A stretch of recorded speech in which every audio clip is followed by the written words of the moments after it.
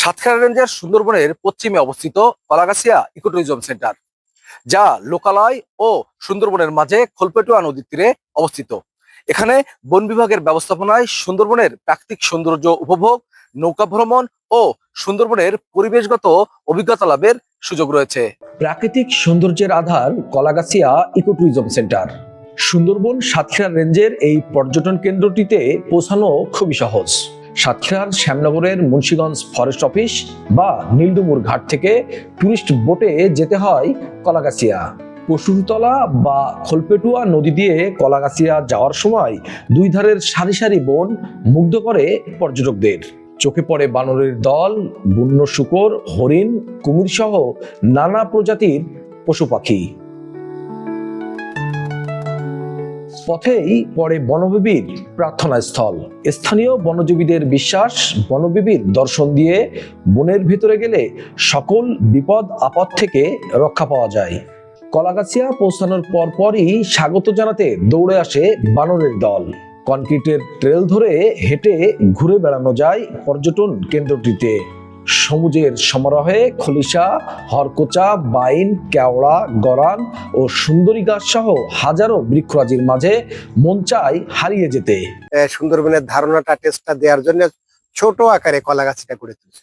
যোগাযোগ ব্যবস্থা, অন্যান্য সকল ব্যবস্থা যেটা খুবই ভালো হয়েছে এবং এখানে 1 ঘন্টা সময় অতিবাহিত করলে সুন্দরবনের প্রাথমিকভাবে একটি ধারণা পাওয়া যায়। কলাগাছি ইকোট্যুরিজমে এখানে যে স্টেশনটা আছে, স্টেশনটা কিছুটা হলেও এখন পর্যন্ত বেড়ানোর মতন বা মানুষের উপভোগ করার মতন একটা এই অবকাঠামো তৈরি করা হয়েছে।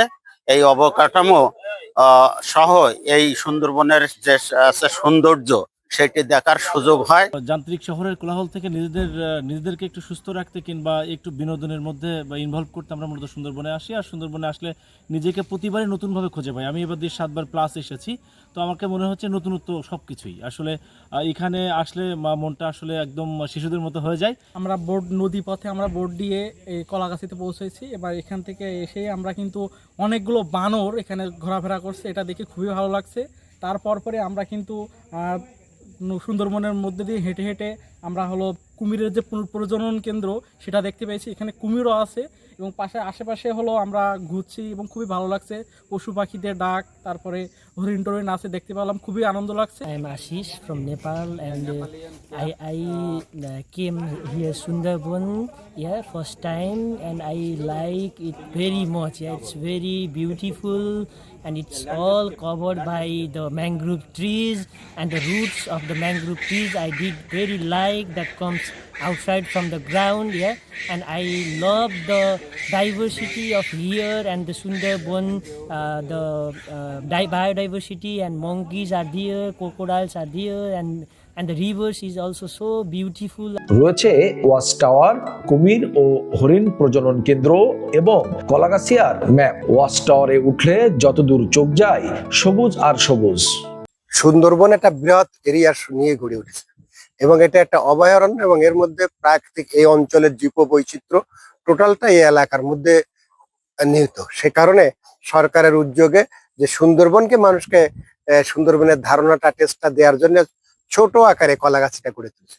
যোগাযোগ ব্যবস্থা, অন্যান্য সকল ব্যবস্থা যেটা খুবই ভালো হয়েছে এবং এখানে 1 ঘন্টা সময় অতিবাহিত করলে সুন্দরবনের প্রাথমিকভাবে একটি ধারণা পাওয়া যায়। কলাগাছি ইকোট্যুরিজমে এখানে যে স্টেশনটা আছে, স্টেশনটা কিছুটা হলেও এখন পর্যন্ত বেড়ানোর মতন বা মানুষের উপভোগ করার মতন একটা এই অবকাঠামো তৈরি করা হয়েছে।